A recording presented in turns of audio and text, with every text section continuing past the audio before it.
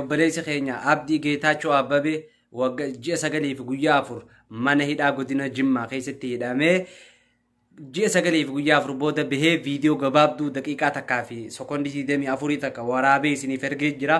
Kanaaf baga gammaddee baga baatee qabsaa'ota kanillee rabbi nagaa naa baasuu naaf jaanin isinin jaa galatooma. Baga nagaan baatanillee fi hordoftoota kiyya bakka bu'ee baga nagaan baate Abdii Geetaachoo siin jechuu barbaada. Assalamu alaikum wa rahmatullahi ta'ala wa barakatuh. Kabajamtootaaf jaallatamtoota obboloota koo bakka garaa garaa teessanii viidiyoo kana daawwachaa jirtanii.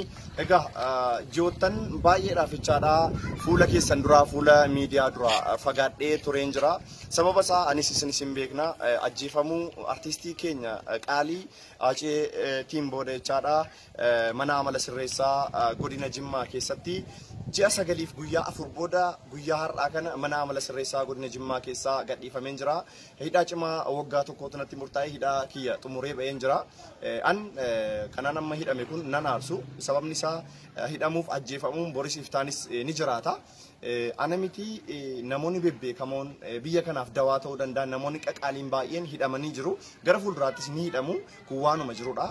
Garuu Hacaaluu Hundeessaaf jecha maqaadhuma Hacaaluu Hundeessaa dhaateef jecha waggaa tokko miti waggaa 10 yoon hidhamellee nan gubu.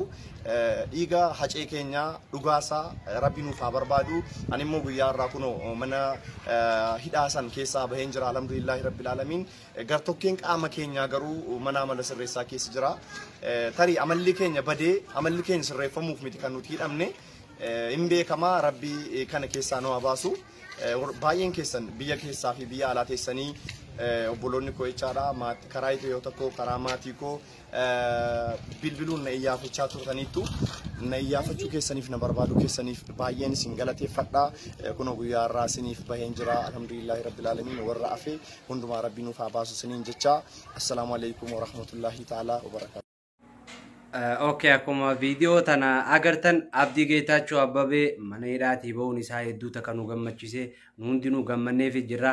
Warra hafanis rabbi haa baasu. Abdiinis akkuma jara kaaniigaa warra gartee miidhame yookaan gartee hidhaa sobaatiin hidhamee keessaa warra tokko. Kanaaf biroo kiyya baga baate baga gammaddee isiniin jechuu barbaada.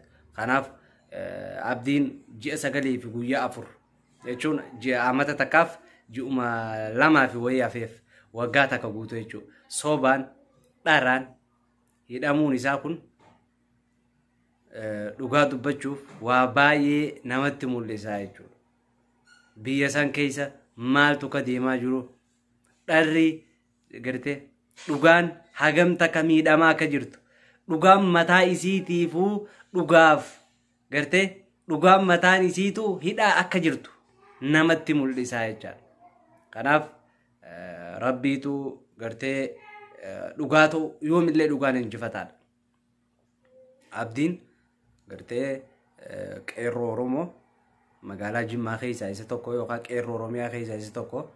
Kanaaf gartee dubbiin tun dubbii akka namaan siif jennee biroo kunnuu miti.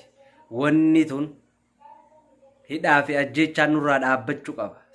Abdii kiyya please biroo garaa hidhadhu hamilee sin cabini ilmaan Oromoo kumaatamaa si duuba jiran.